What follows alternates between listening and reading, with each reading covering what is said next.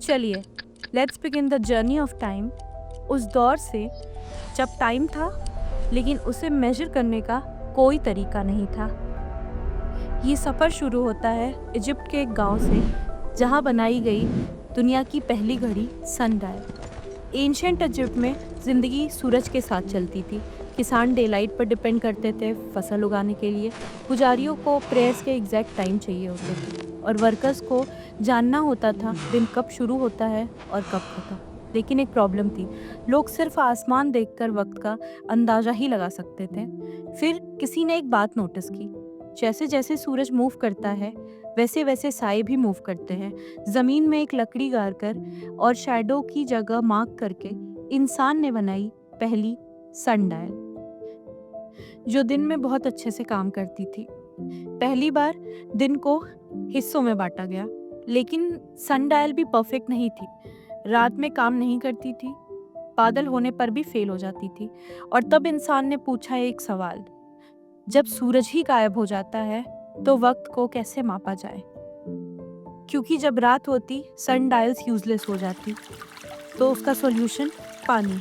लोगों ने बनाए मिट्टी के घड़े छोटे छेद के साथ। पानी गिरता रहा धीरे धीरे, ड्रॉप बाय ड्रॉप। ये थे वाटर क्लॉक, क्लिप्साइड्रा। दिन हो या रात, इंडोर हो या आउटडोर, ये काम करते, लेकिन परफेक्ट नहीं। फिर लोगों ने बनाया घड़े पे मार्क। हर मार्क 1 घंटे को दर्शाता था, जिससे लोग समय को नाप पाते थे। पर यहाँ पे भी ये सही नहीं रहा। सर्दी के वक्त पानी जम जाता था, रिफिल करना पड़ता था और कैरी करना वो तो बहुत ही मुश्किल था।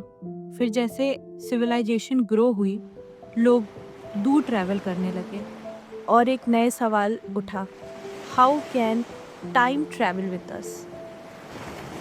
समुद्र पर वाटर क्लॉक और सनडायल दोनों ही यूजलेस थे, तो सॉल्यूशन आया ग्लास। सुनहरी रेत को 2 बल्ब के बीच बंद कर दिया गया। ये था आर ग्लास। चाहे शिप कैसे भी मूव करे, सैंड फ्लो करता रहा। लेकिन आर ग्लास भी परफेक्ट नहीं थी। ये सिर्फ फिक्स टाइम मेजर कर सकती थी और हर बार हैंड से फ्लिप करना पड़ता था। तो फिर आखिरकार लोगों ने सोचा कि क्यों ना एक ऐसी मशीन बनाया जाए जो खुद ब खुद ही टाइम मेजर कर सके। सिटीज बड़ी होने लगी, मार्केट को शेड्यूल्स चाहिए थे, चर्च को एग्जैक्ट प्रेयर टाइम चाहिए था। फिर आया breakthrough, mechanical clock. Tall towers में बिल्ट ये क्लॉक ऑटोमेटिकली चलते थे। हर घंटे बेल्स गूंजती पूरे शहर में। लेकिन अर्ली मैकेनिकल क्लॉक भी परफेक्ट नहीं थे, बहुत एक्सपेंसिव थे, बड़े थे और अक्सर रोज कुछ मिनट वो लूज कर जाते थे। जब एक्यूरेसी इम्पोर्टेंट हो गई, पेंडुलम क्लॉक ने टाइम को काफ़ी एक्यूरेट बना दिया। फिर क्वार्ट्ज क्लॉक आए वाइब्रेटिंग क्रिस्टल के साथ, और फाइनली एटॉमिक क्लॉक आए जो एटम्स के वाइब्रेशन के साथ टाइम मेजर करते थे। So from shadow on sand to dripping water to flowing sand to moving gears to vibrating atoms, the clock is more than an invention. ये है human curiosity की कहानी और हमारी endless desire to understand time. और ये journey अभी भी मूविंग है।